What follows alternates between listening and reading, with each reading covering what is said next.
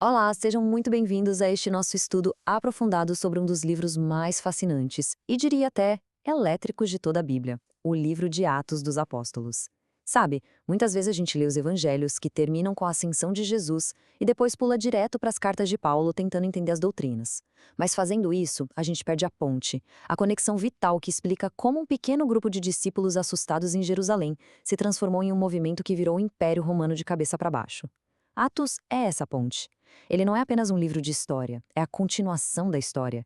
É o registro do que Jesus, agora glorificado à direita do Pai, continuou a fazer e a ensinar. Só que dessa vez, através do poder do seu Espírito Santo agindo na vida da sua igreja. Então o que vamos fazer aqui é mergulhar nessa narrativa explosiva, cheia de poder, perseguição e uma expansão que desafia toda e qualquer lógica humana. Vamos juntos desvendar essa história. Bom, e quem nos deixou esse registro tão detalhado? Toda a tradição da igreja desde os primeiros séculos é unânime em apontar para Lucas. Sim, o mesmo Lucas que escreveu o terceiro evangelho. E essa informação é crucial. Lucas não era um dos 12 apóstolos originais. Ele era um médico, um homem da ciência, acostumado com a precisão, com a investigação dos fatos. Ele também foi um companheiro de viagem do apóstolo Paulo, o que significa que ele foi testemunha ocular de muitos dos eventos que narra. Ele escreve Atos como a segunda parte de um grande projeto, endereçado a um homem chamado Teófilo. Pense assim, se o Evangelho de Lucas é o volume 1, que narra o que Jesus começou a fazer e a ensinar, o livro de Atos é o volume 2, que mostra o que Jesus continuou a fazer, já como rei exaltado, através do seu povo, capacitado pelo Espírito Santo. O propósito é muito claro, documentar de forma ordenada e confiável como a comissão de Jesus, lá em Atos 1, versículo 8, foi cumprida. Como o Evangelho saiu de Jerusalém, foi para a Judéia, Samaria e finalmente começou a alcançar os confins da terra. Para a gente conseguir navegar por essa jornada épica de maneira clara, nosso estudo vai ser dividido em 5 grandes sessões que basicamente acompanham o fluxo da própria narrativa de Lucas. Primeiro, vamos nos concentrar na fundação da igreja em Jerusalém, o berço de tudo. Depois, vamos ver como a perseguição gerou uma dispersão e uma transição, levando o evangelho a novos povos. Na terceira parte, vamos analisar a primeira viagem missionária, um marco na estratégia da igreja. A quarta sessão é fantástica, a ousada expansão do evangelho para o continente europeu. E, por fim, vamos acompanhar a jornada de Paulo até o coração do império, Roma. Vamos começar, então, pelo início de tudo. Nossa primeira parada, então, é em Jerusalém. É aqui, nos primeiros 7 capítulos de Atos, que a gente testemunha o nascimento da igreja. E que nascimento! Não foi algo planejado em uma sala de reuniões, foi uma explosão de poder do Espírito Santo. A gente vai acompanhar a história desde a ascensão de Jesus, passando pela promessa do Espírito até o martírio de Estevão, um evento trágico, mas que, paradoxalmente, vai impulsionar a igreja para o mundo. É aqui que o alicerce de toda a história que se segue é solidamente estabelecido. O capítulo 1 de Atos é todo sobre preparação e expectativa. Jesus, já ressuscitado, passa 40 dias com seus discípulos. Ele não está apenas se despedindo, está consolidando o ensino sobre o reino de Deus. E então ele dá a sua ordem final, a grande comissão. Sereis minhas testemunhas em Jerusalém, em toda a Judéia e Samaria e até os confins da terra. Mas, junto com a ordem, vem uma instrução fundamental. Esperem. Esperem em Jerusalém pela promessa do Pai, pelo poder do Espírito Santo que viria sobre eles. Logo depois, ele é elevado aos céus e os anjos garantem. Ele voltará da mesma forma. O que os discípulos fazem? Eles obedecem, voltam para o cenáculo e se unem em oração. É nesse ambiente de unidade e expectativa que Pedro lidera a escolha de Matias para ocupar o lugar de Judas, restaurando o número de 12 apóstolos. O palco estava pronto, a liderança apostólica estava completa, o coração deles estava preparado para o que estava por vir. E então, o dia de Pentecostes chega, e com ele o cumprimento da promessa. De repente, um som como de um vento muito forte enche o lugar, e algo como línguas de fogo pousa sobre cada um dos 120 discípulos reunidos. O resultado imediato é sobrenatural. Eles começam a falar em outras línguas, nos idiomas dos judeus que tinham vindo de todas as partes do mundo para a festa. A confusão se instala, mas Pedro se levanta, e aqui vemos uma das maiores transformações do Novo Testamento. O mesmo Pedro que, poucas semanas antes, negou Jesus por medo de uma criada, agora prega com uma autoridade e uma coragem impressionantes. Seu sermão é uma obra-prima. Ele usa as escrituras do Antigo Testamento para provar que Jesus era o Messias prometido, acusa a multidão de tê-lo crucificado e anuncia a sua ressurreição.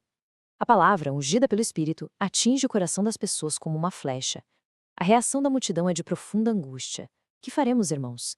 E a resposta de Pedro é o Evangelho em sua forma mais pura.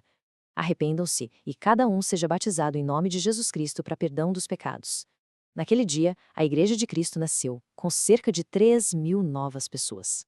Como era a vida dessa igreja recém-nascida? Era uma mistura intensa de maravilhas e desafios. Por um lado, Lucas descreve uma comunhão, uma unidade que é de tirar o fôlego. O texto diz que, da multidão dos que creram, era um o coração e a alma. Eles compartilhavam tudo, cuidavam uns dos outros. E o poder de Deus era visível, como na cura daquele homem coxo desde o nascimento na porta do templo, um milagre que deu a Pedro e João outra oportunidade de pregar. Mas claro, esse poder e essa ousadia geraram oposição.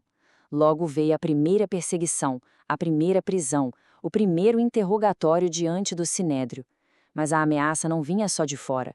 O caso de Ananias e Safira, que mentiram para o Espírito Santo sobre uma oferta, mostrou de forma terrível que a pureza e a santidade da comunidade eram tratadas por Deus com extrema seriedade. A Igreja aprendeu desde o seu início que as batalhas seriam travadas tanto contra inimigos externos quanto contra o pecado interno. O crescimento rápido também trouxe desafios administrativos. Uma queixa surgiu sobre a distribuição de alimentos para as viúvas. A solução dos apóstolos foi brilhante. Eles escolheram 7 homens, cheios do espírito de sabedoria, para cuidar dessa necessidade, permitindo que os apóstolos se concentrassem na oração e no ministério da palavra. Um desses 7 era Estevão, e ele era muito mais que um bom administrador. Sua pregação era tão poderosa que ninguém conseguia resistir à sabedoria com que ele falava. Acusado falsamente, ele é levado perante o Sinédrio. E o seu discurso, que ocupa quase todo o capítulo 7, não é uma defesa, é uma acusação. Ele reconta toda a história de Israel, mostrando um padrão contínuo de rejeição aos profetas de Deus, que culminou no assassinato do próprio Messias. As palavras dele foram duras demais para aqueles líderes. Enfurecidos, eles o arrastaram para fora da cidade e o apedrejaram. Estevão se tornou o primeiro mártir da fé cristã. E sua morte desencadeou uma perseguição violenta e generalizada contra a igreja em Jerusalém, liderada por um jovem e zeloso fariseu chamado Saulo. Então, vamos recapitular os pontos centrais dessa primeira fase. Primeiro, a igreja não foi uma invenção humana, ela nasceu em um evento sobrenatural, o Pentecostes, e foi capacitada pelo poder do Espírito Santo. Segundo, a mensagem que eles pregavam era ousada, bíblica e totalmente focada na pessoa e na obra de Jesus Cristo. Terceiro, a vida em comunidade era um testemunho poderoso, marcado por uma unidade e generosidade radicais. E por fim, um ponto crucial. A oposição e a perseguição que pareciam ser o fim da igreja foram na verdade o instrumento que Deus usou para impulsionar o evangelho para a fase seguinte, para além das fronteiras de Jerusalém. Agora, entramos na nossa segunda grande sessão. Este é um período de transição fundamental na história de Atos.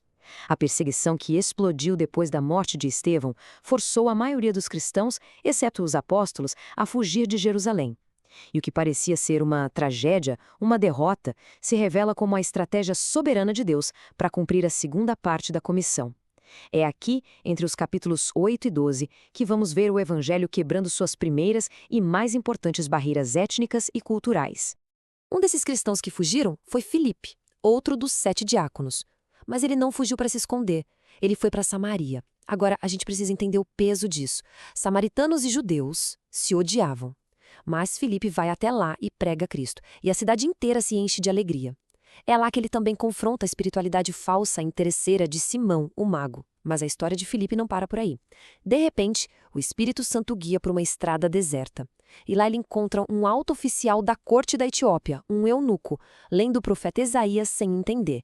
Filipe se aproxima, explica como aquela passagem falava de Jesus, e o oficial crê e é batizado ali mesmo.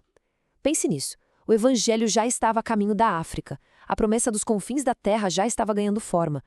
O capítulo 9 nos traz, talvez, a história de conversão mais dramática e importante de todos os tempos. Saulo de Tarso, o grande inimigo da igreja, o homem que supervisionou a morte de Estevão, está a caminho de Damasco com autorização para prender mais cristãos. Lucas diz que ele estava respirando ameaças e morte. De repente, no meio da estrada, uma luz vinda do céu mais forte que o sol do meio-dia o derruba no chão.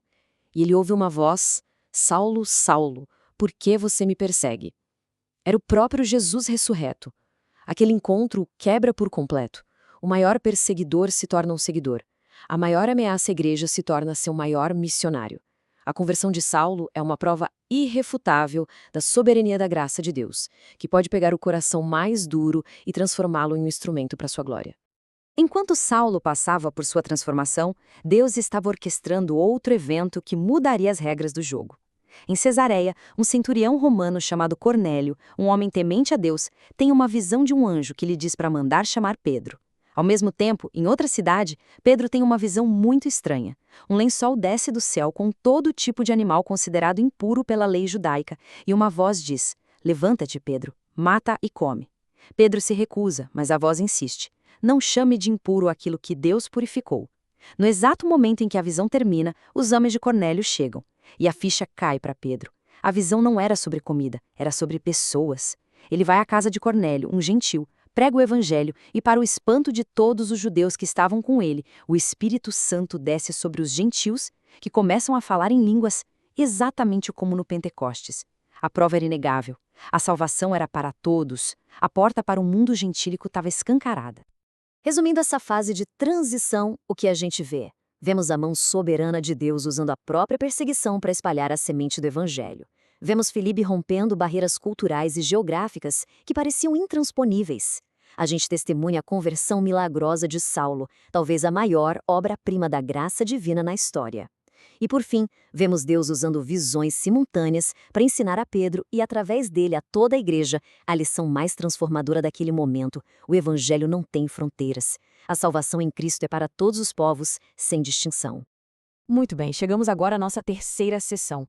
E aqui a gente percebe uma mudança de ritmo. Até este ponto, a expansão do evangelho aconteceu em grande parte de forma reativa, por causa da dispersão. A partir dos capítulos 13 a 15, a gente vai ver o nascimento de uma missão planejada, estratégica, intencional, lançada a partir de uma nova base de operações. A Igreja de Antioquia, uma comunidade vibrante e multicultural, um verdadeiro reflexo do que o evangelho estava fazendo. A missão agora é proativa. Enquanto a igreja em Antioquia adorava e jejuava, o Espírito Santo disse: "Separem-me Barnabé e Saulo para a obra que os tenho chamado." Eles são enviados oficialmente. Essa primeira viagem missionária estabelece um padrão que a gente vai ver se repetir. Eles viajam para a ilha de Chipre e depois para a região da Ásia Menor. Primeiro, eles vão às sinagogas e pregam para os judeus. Geralmente alguns creem, mas a liderança os rejeita. Então eles se voltam para os gentios, que em muitos casos recebem a mensagem com imensa alegria. Eles enfrentam oposição espiritual direta, como o confronto com o mago Elimas em Chipre, e perseguição física brutal, como quando Paulo é apedrejado em Listra e deixado como morto. Mas o mais importante é que eles não apenas pregam e vão embora. Eles voltam pelas cidades onde passaram, fortalecem os novos discípulos e estabelecem presbíteros, líderes em cada igreja. Eles estavam plantando comunidades de fé sustentáveis. O sucesso dessa missão entre os gentios acabou gerando a primeira grande crise teológica da igreja. Alguns cristãos que vieram do judaísmo, muito apegados à lei, começaram a ensinar que não bastava crer em Jesus. Eles diziam que os gentios convertidos precisavam ser circuncidados e guardar a lei de Moisés para serem salvos. Isso era um problema gigantesco. Ameaçava dividir a igreja em duas, uma judaica e outra gentílica. E pior, ameaçava corromper a essência do evangelho. A pergunta era esta: a salvação é pela fé em Jesus apenas, ou é pela fé mais as obras da lei? A natureza da graça de Deus estava em jogo. Para resolver essa questão tão séria, os líderes se reúnem em Jerusalém, no que ficou conhecido como Concílio de Jerusalém. E a maneira como eles chegam a uma conclusão é um modelo para nós. Primeiro, Pedro se levanta e apela para sua experiência com Cornélio, lembrando a todos que Deus deu o Espírito Santo aos gentios da mesma forma que deu a eles, sem fazer distinção, purificando o coração deles pela fé. Depois, Paulo e Barnabé dão o seu testemunho, contando os sinais e maravilhas que Deus havia feito entre os gentios através do ministério deles. Por fim, Tiago, o líder da igreja de Jerusalém e irmão de Jesus, sela a questão. Ele conecta tudo isso à Escritura, citando o profeta Amós para mostrar que a inclusão dos gentios no povo de Deus sempre fez parte do plano divino. A decisão então foi unânime e clara. Os gentios não precisavam se tornar judeus para serem salvos. A salvação é unicamente pela graça, por meio da fé. Então, concluindo esta sessão, qual é o grande panorama? A gente vê a igreja amadurecendo, passando de uma expansão por dispersão para uma missão estratégica e intencional. Vemos o método missionário de Paulo tomando forma. Vemos o evangelho confrontando diretamente as fortalezas espirituais do paganismo. Mas, acima de tudo, a gente celebra a vitória doutrinária no Concílio de Jerusalém. Ao afirmar que a salvação é somente pela graça, através da fé, eles preservaram a pureza do evangelho e garantiram que o cristianismo não seria apenas uma seita do judaísmo, mas um movimento verdadeiramente global, aberto a todas as culturas. Chegamos à nossa quarta sessão e aqui a história dá um salto geográfico e cultural simplesmente monumental. Com a questão da lei e da graça resolvida, o caminho estava livre para uma expansão ainda maior. Paulo está pronto para partir de novo. E essa segunda viagem missionária vai ser marcada por uma direção muito clara e, por vezes, misteriosa do Espírito Santo, que vai guiar a equipe para fora da Ásia e para dentro do continente europeu, o coração da filosofia, da cultura e do poder do mundo ocidental. A viagem começa com um momento difícil, um desentendimento sério entre Paulo e Barnabé sobre levar João Marcos com eles. A discussão é tão forte que eles se separam. Mas, na soberania de Deus, a missão não para. Ela se multiplica, com 2 equipes missionárias agora em campo. Paulo escolhe Silas para ir com ele e logo no início da viagem, em Listra, o jovem Timóteo se junta à equipe. E é aí que algo muito curioso acontece. Eles tentam ir para a província da Ásia, mas o Espírito Santo os impede. Tentam ir para Bitínia e o Espírito não permite. Deus estava fechando portas. Por quê? Porque ele estava prestes a abrir uma porta muito maior. Eles chegam à cidade portuária de Troade, sem saber para onde ir. E ali, Paulo tem uma visão durante a noite. Um homem da Macedônia, uma região da atual Europa, que pedia: passe a Macedônia e ajude-nos. A direção divina não podia ser mais clara. O evangelho estava prestes a cruzar o mar Egeu e pisar em solo europeu. A chegada à Europa provoca reações imediatas e muito diversas. A primeira cidade é Filipos. Lá, a primeira convertida é Lídia, uma mulher de negócios vendedora de púrpura. Logo depois, após Paulo e Silas serem presos e açoitados injustamente, acontece um terremoto milagroso na prisão que leva à conversão do carcereiro romano e de toda a sua família. De lá, eles vão para Tessalônica. A pregação na sinagoga causa um grande alvoroço e os inimigos acusam os missionários de estarem transtornando o mundo e pregando outro rei que não era César, mas Jesus. Fugindo de lá, eles chegam em Bereia, e a reação dos bereanos é elogiada por Lucas. Eles recebem a palavra com avidez, mas não de forma ingênua. Eles examinavam as Escrituras todos os dias para ver se o que Paulo dizia era verdade. 3 cidades, 3 reações completamente diferentes, mostrando como o mesmo evangelho interage com diferentes culturas. De Bereia, Paulo segue sozinho para Atenas, o centro intelectual do mundo, o berço da filosofia. Seu espírito se comove ao ver a cidade cheia de ídolos, ele debate com os filósofos e é levado ao Areópago para explicar sua nova doutrina. Ali ele faz um discurso brilhante, citando até poetas gregos, conectando a busca deles por um Deus desconhecido ao Deus verdadeiro que se revelou em Cristo. A resposta é educada, mas um pouco cética. Alguns creram, mas foram poucos. De Atenas ele vai para Corinto, e o contraste é gritante. Corinto era uma cidade portuária, cosmopolita, rica, mas moralmente corrupta. E ali Paulo muda sua estratégia. Ele decide não saber nada entre eles, a não ser Jesus Cristo e este crucificado. Ele foca na mensagem simples e poderosa do Evangelho. Em Corinto ele fica 1 ano e meio, fundando uma das igrejas mais importantes e estratégicas do Novo Testamento. Recapitulando, essa segunda viagem, ela representa um verdadeiro salto quântico para o cristianismo. A gente vê, de forma inegável, a direção soberana do Espírito Santo fechando portas para abrir a porta certa. O Evangelho demonstra seu poder de alcançar todo tipo de gente. Uma empresária asiática, um oficial romano, intelectuais gregos. Paulo mostra uma flexibilidade incrível, adaptando sua abordagem culturalmente, sem nunca negociar a mensagem central. E o resultado de tudo isso foi o estabelecimento de igrejas-chave que se tornariam faróis do Evangelho no coração do pensamento e da cultura ocidental. E assim, chegamos à nossa última sessão, que cobre a terceira viagem missionária de Paulo e sua longa e perigosa jornada como prisioneiro até a capital do Império, Roma. Estes capítulos finais de Atos nos mostram um ministério mais maduro, conflitos ainda mais intensos e, finalmente, o cumprimento da promessa de Deus de que Paulo daria seu testemunho no centro do poder mundial. É a reta final da jornada. O grande foco da terceira viagem de Paulo é a cidade de Éfeso.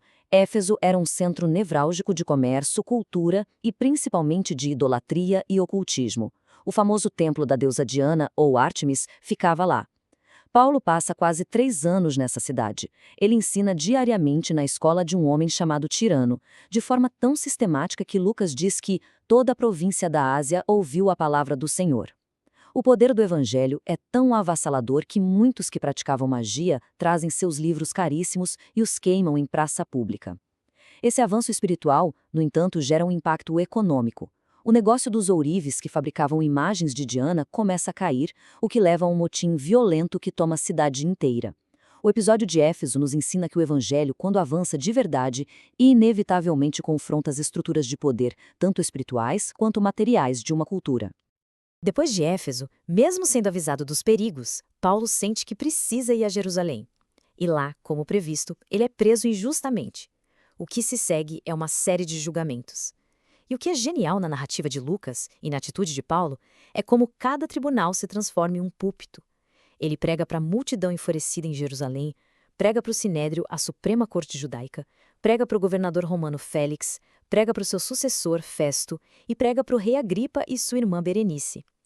Em cada uma dessas ocasiões, a sua defesa legal é, na verdade, uma proclamação poderosa do seu testemunho pessoal de conversão e do evangelho da ressurreição de Cristo. Paulo nos mostra que correntes podem prender o mensageiro, mas elas jamais poderão prender a mensagem. Por ter apelado para César, Paulo é enviado como prisioneiro para Roma. E essa viagem, que ocupa 2 capítulos inteiros, é uma aventura épica, uma prova final da soberania de Deus. O navio enfrenta uma tempestade terrível e naufraga. Mas, no meio do caos, Paulo, o prisioneiro, se torna o líder de fato, encorajando a todos e garantindo pela promessa de Deus que ninguém perderia a vida. Eles dão na ilha de Malta, onde Paulo sobrevive milagrosamente a uma picada de uma cobra venenosa e realiza curas. Finalmente, ele chega a Roma. E o livro termina de uma maneira que à primeira vista parece anticlimática. Paulo está em prisão domiciliar. Mas o final é, na verdade, triunfante. Por 2 anos inteiros em Roma, ele recebe a todos e prega o reino de Deus e ensina a respeito do Senhor Jesus Cristo, com toda a intrepidez, sem impedimento algum. E essa é a grande conclusão de Atos. O missionário está acorrentado, mas o evangelho está totalmente livre. A jornada que começou com um pequeno grupo recebendo a ordem de testemunhar em Jerusalém, termina com essa mesma mensagem sendo proclamada abertamente, sem barreiras, no coração do Império Romano. Deus cumpriu a sua promessa. Apesar de toda a oposição de todas as conspirações, julgamentos, tempestades e prisões, o propósito de Deus prevaleceu. A lição final de Atos é esta: as circunstâncias podem ser adversas, o mensageiro pode estar preso, mas a palavra de Deus não está e nunca estará algemada. Então, qual é o legado, a herança que o livro de Atos nos deixa? É a história de como um punhado de seguidores de um Messias crucificado, cheios do poder do Espírito Santo, literalmente viraram o mundo de ponta cabeça. Atos nos oferece um modelo que transcende o tempo para a vida e a missão da Igreja. Ele nos mostra a necessidade absoluta de dependermos do Espírito Santo. Ele nos inspira pelo exemplo da proclamação corajosa e centrada em Cristo. Ele nos ensina sobre o poder da oração e da comunhão para sustentar o povo de Deus em meio à oposição. E, acima de tudo, ele nos mostra a mão soberana de um Deus que, de maneira misteriosa e maravilhosa, usa até mesmo o sofrimento e a perseguição para fazer avançar o seu reino de formas que a gente jamais poderia planejar ou imaginar. Ao encerrarmos nosso percurso por este livro incrível, Atos não nos permite ser meros espectadores da história. Ele nos lança desafios. Que práticas da igreja primitiva, como a generosidade radical, a oração incessante, a coragem diante da perseguição, precisam ser urgentemente resgatadas pela igreja hoje? Como nós podemos seguir o exemplo de Paulo, adaptando a forma como apresentamos o evangelho a diferentes contextos culturais, sem jamais comprometer a sua verdade eterna?